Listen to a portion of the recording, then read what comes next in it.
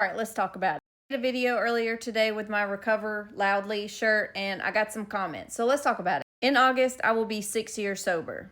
My drug of choice was just about everything, but mainly opiates and meth. It wasn't pretty. I was an IV drug user. I would steal your stuff and help you look for it. I was not a good person.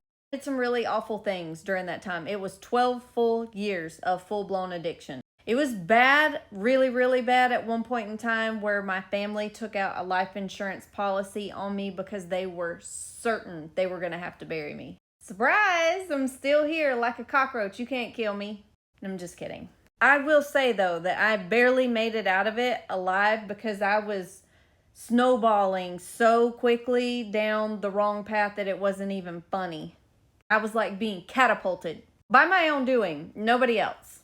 My family had written me off. Everybody had written me off. I couldn't even call my family if I didn't have toilet paper. They didn't give a flip. I manipulated them a lot. I did a lot of awful things to them too. You won't hear me say I lost this to addiction, I lost that to addiction. I didn't lose any of those things to addiction. I freely gave it over for my addiction. I chose my addiction over people, places, and things that were very, very important to me because my addiction took over, and it's an awful situation. Yes, I have a lengthy arrest record. Sure do. I am not proud of any of those things that I did, but it's there, and it happened. I will tell you the breaking point was eventually one time I got caught doing something really stupid, none of the big things that I did, and I was sitting in Glenn County Detention Center, and I was like, oh my God, I am so sick of coming here. I can't stand any of you people. I cannot stand these COs. I literally want to fight every single one of y'all. Like, I hate it here. I was like, I have tried absolutely everything. I have hustled everything that I've ever gotten, but I have yet to even try and hustle sobriety. So let me just try this one last thing before I just give up and stay high till I die. So I did. I got out of jail. I got on a medical OR bond, and I decided to go to rehab. And I went to Sober Living America in Nashville, Tennessee. That's where it all started back in 2017. That was my first attempt at getting sober. If you caught on, yep, that was more than 6 years ago. So there was a relapse or two in there. But the biggest thing is that it was working for me. Every time I left or got kicked out of my rehab, I went crawling back. I would go to detox and I went crawling back. And it eventually stuck. Thank God.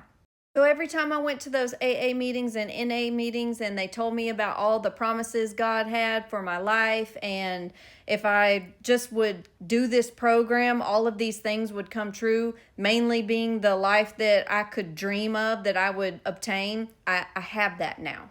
When I first started working at the job that I have now, I had 3 pending felonies that I was just trying to ride my little 4-year wave, and they were so close. I was halfway through it. I was 2 years away from them being dropped off.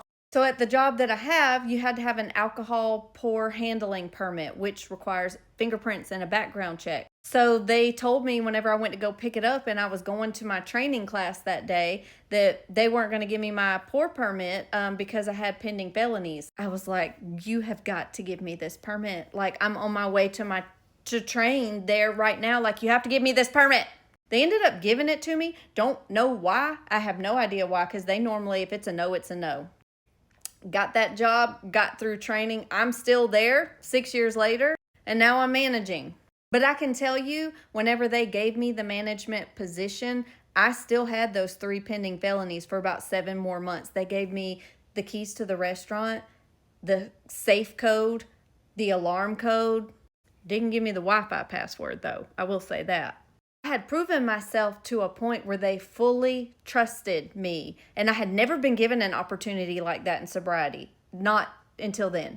And so I made damn sure that I have been nothing but the best employee that they could possibly have to my ability. Do I make mistakes? Am I human? Obviously. Do they get mad at me sometimes? Obviously. Do I tell a Karen off every now and then? Obviously. But is my life a 180-degree different than whenever I first started there? And even well before then? Abso-freaking-lutely.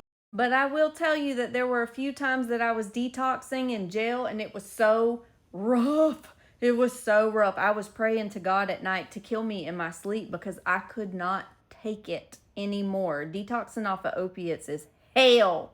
I remember my cellmate one particular day was like, it's mind over matter. Well, I'm literally going to pull one of these bone shards out of my legs. It feels like bone shards are moving through my legs, and I'm just going to flick you in the eye with it. It was rough. It was disgusting. It wasn't pretty. I had to be hospitalized a few times. My liver was shutting down. My kidneys were shutting down. It was horrible. They were going to take my gallbladder one day and have to put a stent in.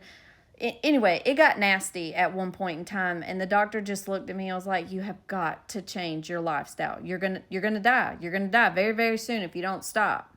Did I stop? No.